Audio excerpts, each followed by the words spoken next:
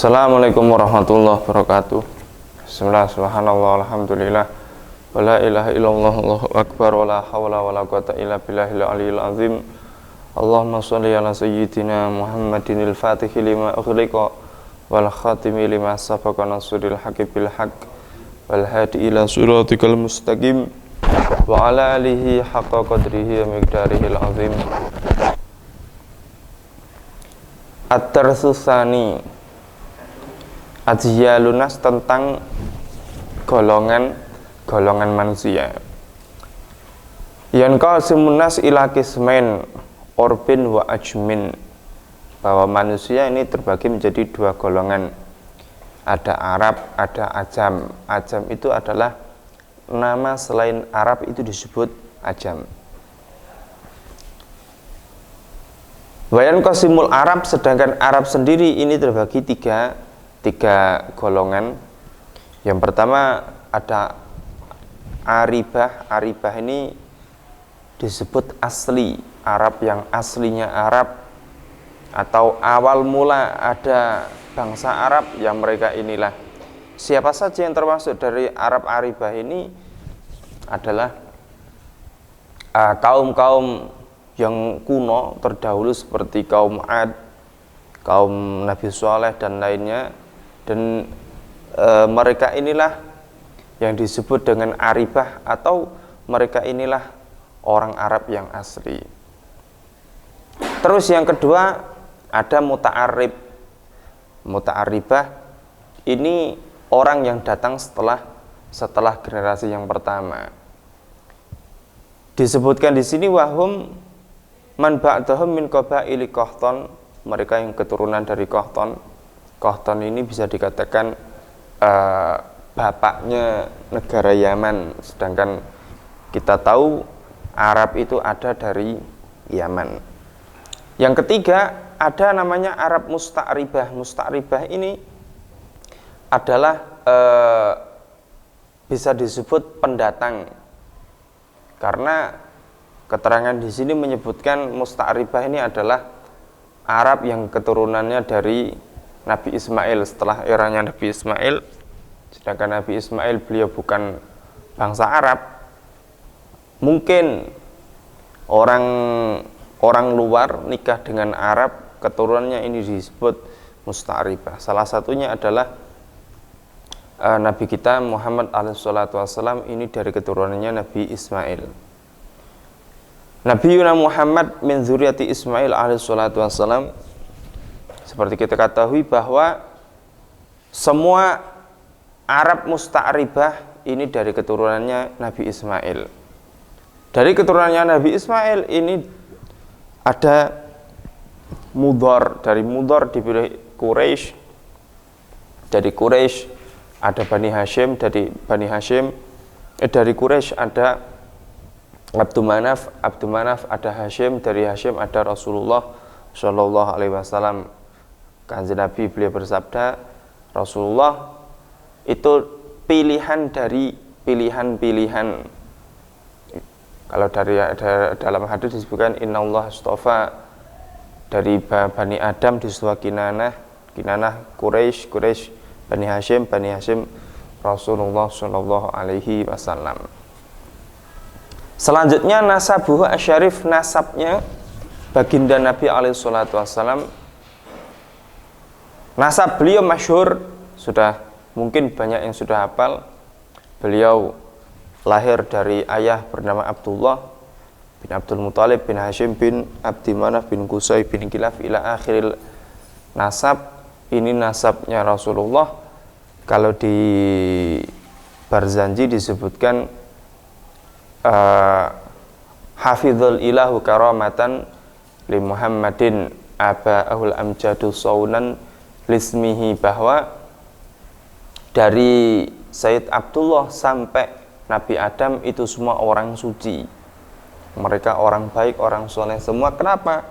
Saunan lismihi, hanya untuk menjaga baginda Nabi alaihissalam. Kalau ibaratnya Rasulullah ini adalah mutiara, maka tempat mutiara ini juga harus bagus, Lazimnya orang kalau orang punya perhiasan mahal, tidak mungkin seseorang itu kok menaruh di sembarang tempat. Begitu juga ketika Rasulullah ini adalah mutiara, beliau diumpamakan perhiasan yang bagus, yang mewah, maka sudah dipastikan yang membawa, yang menerima ini pasti orang-orang bagus semua. Dari Sayyid Abdullah sampai Sayyidina Adam.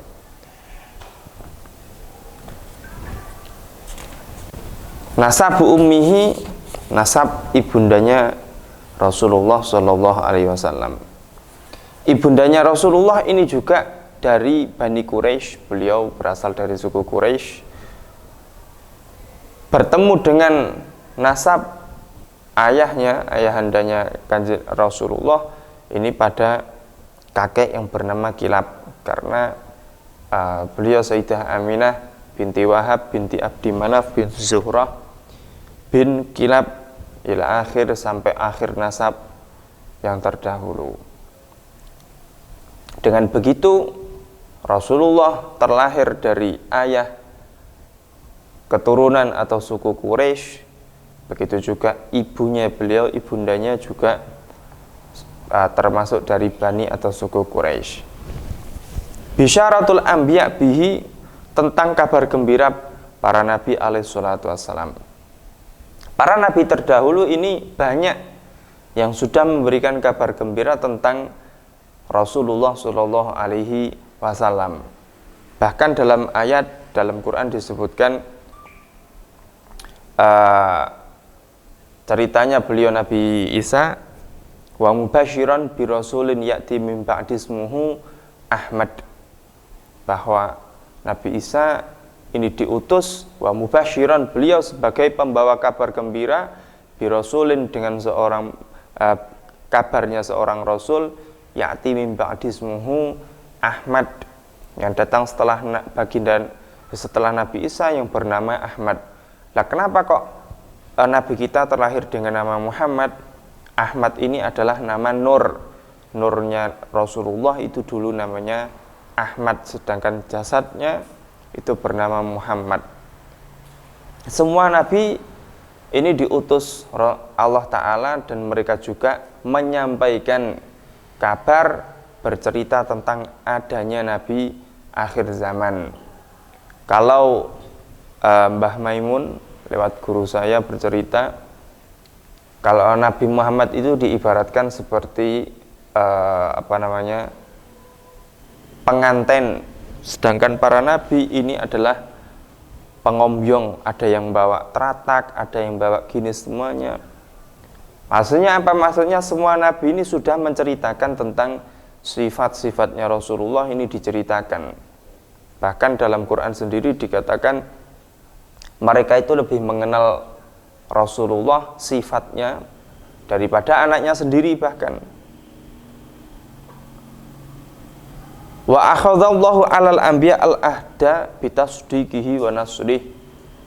Begitu juga selain membawa kabar gembira, para nabi, para rasul ini juga sudah dipegang janjinya oleh Allah Ta'ala. Setiap nabi, siapa saja dari nabi, dari rasul yang bertemu atau yang semasa hidup menangis sampai Rasulullah, wajib beriman. Qala ta'ala, wa idh akhadallahu mitsaqan nabiyyina lama ataitukum min kitabin wa hikmatin thumma ja'akum rasulun musaddiqul lima ma'akum latu'minunna bihi wa latansurunnah. Setiap nabi rasul yang bertemu dengan Nabi Muhammad maka wajib beriman, walatan surunah, dan wajib menolong. Qala aqrartum akhadtum ala dzalikum isri qalu aqrarna, dan mereka semua mengatakan iya. Berarti siapapun nabi yang masih hidup zaman sekarang, siapapun nabi yang masih hidup dan mereka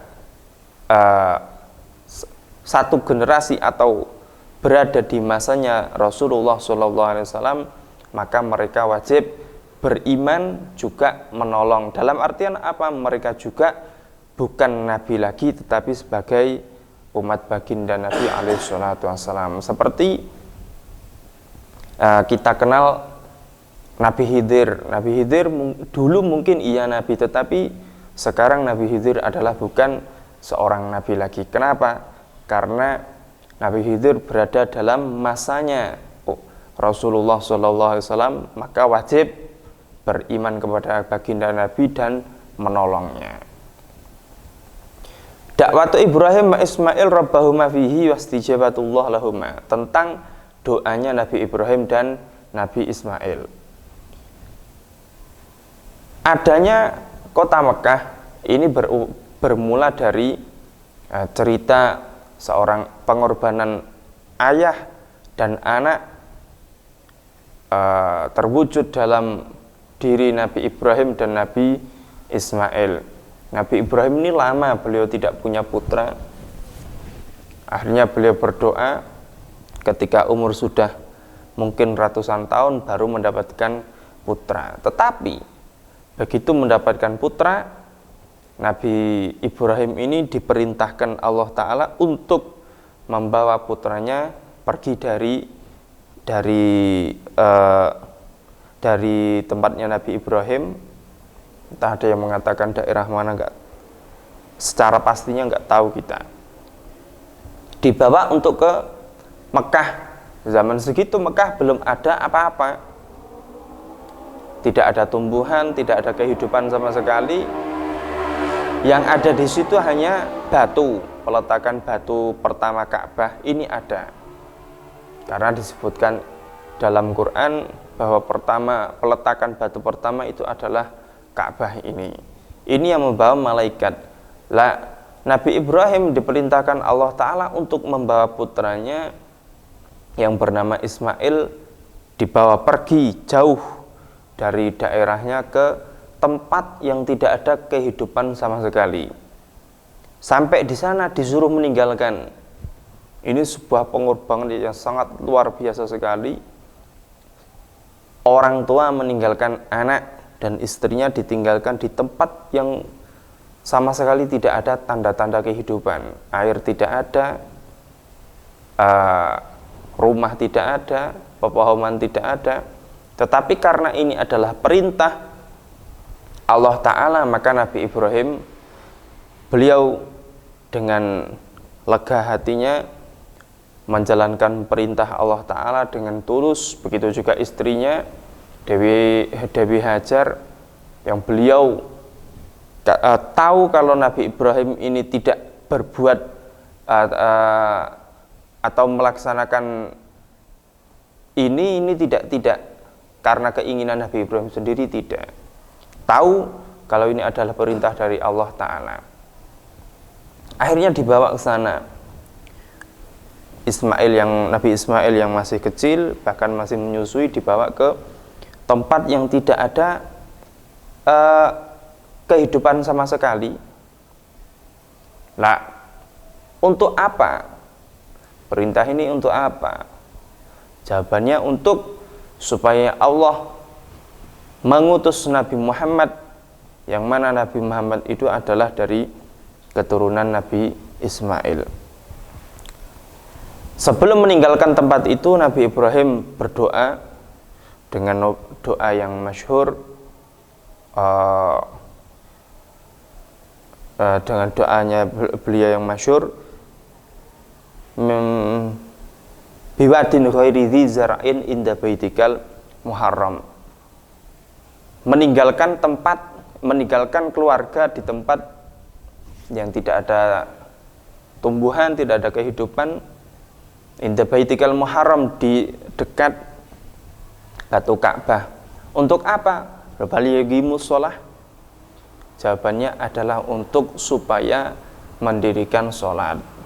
Karena kuncinya adalah di sholat. Ketika sholat ini sudah didirikan, maka Allah Ta'ala yang akan memakmurkan tempat tersebut.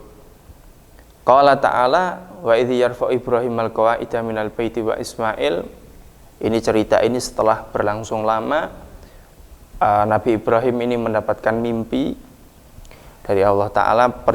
Nabi Ibrahim mendapatkan perintah dari Allah Ta'ala supaya untuk mendirikan Ka'bah.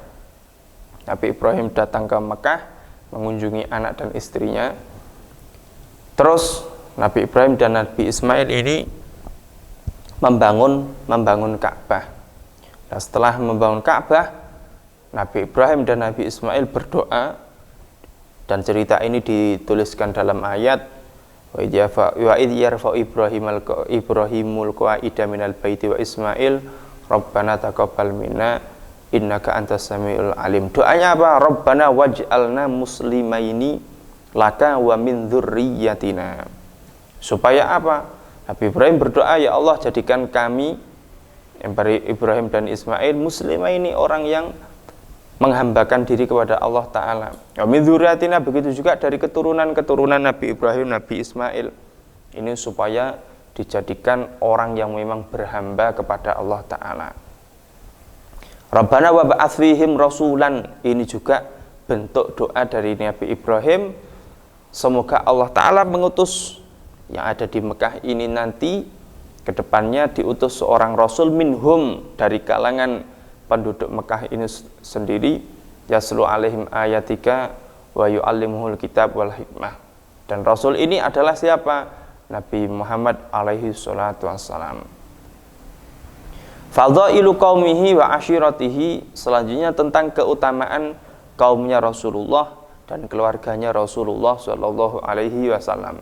Berbicara tentang keutamaan, sudah dipastikan bahwa apapun, siapapun yang berhubungan, bersinanggungan dengan Rasulullah sallallahu alaihi wasallam, itu dipastikan tempat itu, orang itu adalah orang yang mulia, orang yang utama. Tempat itu juga tempat yang mulia, tempat yang utama. Madinah, sebelum kedatangan Rasul, orang tidak tahu Yathrib atau Madinah ini di mana. Tetapi begitu ada Rasulullah, Madinah menjadi tanah yang haram. Begitu juga surga. Surga diciptakan untuk apa? Untuk memuliakan Rasulullah Shallallahu Alaihi Wasallam. Oleh karena itu, beliau Al-Habib Ali Al-Habsyi mengatakan ketika berdoa jangan minta surga, katanya. Kalau minta surga, kita ini, amal kita ini untuk masuk ke sana kayaknya kok tidak seimbang. Tetapi doanya satu, meminta dekat kepada Kanjeng Nabi. Doa satu, doa dekat dengan Rasulullah. Ya Allah, berikan kami, berikan saya, berikan kami kedudukan yang dekat, tempat yang dekat dengan baginda Nabi alaihi salatu wassalam. Kenapa? Karena segala sesuatu ketika itu ada Rasulullahnya, berarti dipastikan terpuji, mulia, utama, dan bagus.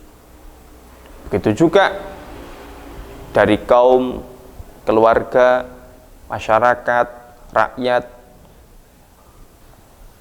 apapun itu, siapapun dia, ketika kok berhubungan dengan Rasulullah, dipastikan itu yang paling utama. Sekian dari saya. Wassalamualaikum warahmatullahi wabarakatuh.